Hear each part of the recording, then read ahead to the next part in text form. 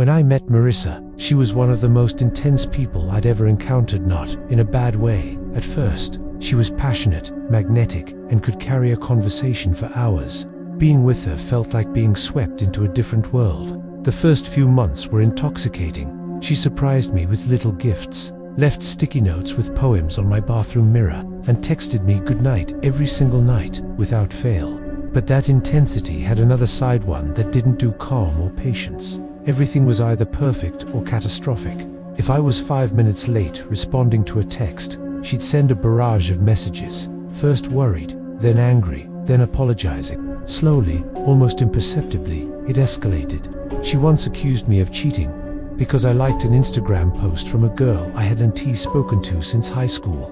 If I told her something she did made me uncomfortable, she would shut down completely, not just quiet, but hours of silent, unmoving presence, staring at the wall until I relented. 6 months in, she showed up at my office unannounced with coffee, smiling like we were in a sitcom. I laughed it off until the second time, when she parked outside for an hour because I hadn't answered her call. She'd been crying. When I told her it wasn't okay, she smiled and said, "You'd do the same for me, right?" I didn't have an answer. I kept making excuses for her trauma, abandonment issues, childhood scars. I thought if I just proved I wasn't going anywhere, she'd calm down. Instead, the more I gave, the more she demanded. Eventually, I reached my limit and told her it had to end. She didn't yell or cry. She just stared at me for a long moment and said, "You think it's over for you, but it's not over for me." That chilled me more than any threat could have. That night I blocked her on everything, changed my number, and even asked my building manager if I could move units. For a while, it seemed to work until the letters started showing up. They had no stamps, no return address, just my name handwritten on the envelope, wedged between my door and the frame. The first was bittersweet. "I miss waking up to you. I still sleep on your side of the bed." The second was unsettling. "You always check the door 3 times before bed. You probably don't even notice it, but I do." The third made me pack a suitcase. "You wore your blue hoodie Monday, the one with the hole in the sleeve. You should sew that up before it gets worse." That was the hoodie I wore to buy groceries across town in the pouring rain. I hadn't seen anyone I knew, but she had seen me. I moved across the city, took a new job in Denver, told no one but family. No forwarding address, new email, new everything. For months, I slept soundly. I even started dating again. Then, one Saturday, I opened my P.O. box to find an unstamped envelope with a Polaroid inside me, walking near my building, coffee in hand, snow on the sidewalk. On the back, in red ink, "Your shoulders slouch when you're tired." I moved again. Smaller building, paid cash, got a loud German Shepherd mix, deleted all social media. Almost a year passed with nothing.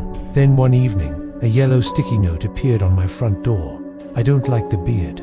I'd grown it only months earlier, and no one had seen me with it except my dog, and my work webcam always taped over, unless in use. I shaved it that night, convincing myself it was coincidence. The next morning, a note was under my windshield wiper. "Better." The police told me without threats or property damage, there was nothing they could do. "Restraining orders," they said, "require proof." I changed my habits: locked doors, drawn blinds, restless nights. 2 weeks passed with nothing, and I almost believed the notes were old. Then one night, I woke with a cold certainty that someone had been in my room moments before. I checked everything: doors, windows, under the bed. Nothing. The next morning, an envelope was taped to my front door, perfectly aligned. Inside was a photo from years ago, Marissa and me, in a boardwalk photo booth. Her head rested on my shoulder, both of us smiling, but her eyes had been gouged out with something sharp. I didn't hesitate. I left the city entirely, renting an isolated mountain cabin under a fake name. No phone except a burner, no visitors. Groceries delivered. For a month, peace returned. Until one morning, after a restless night, I found footprints in the snow, circling from window to window. No note this time, but I didn't need one.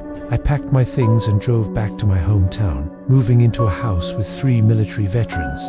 Pickup trucks in the driveway, Purple Heart plates, and American flags made the place the opposite of Sutherland. I hoped, a deterrent to anyone thinking about creeping around at night. Marissa is a danger to herself, to me, to anyone she fixates on next. And the worst part is knowing the system won't act until something irreversible happens. I just hope I'm not around when that moment comes.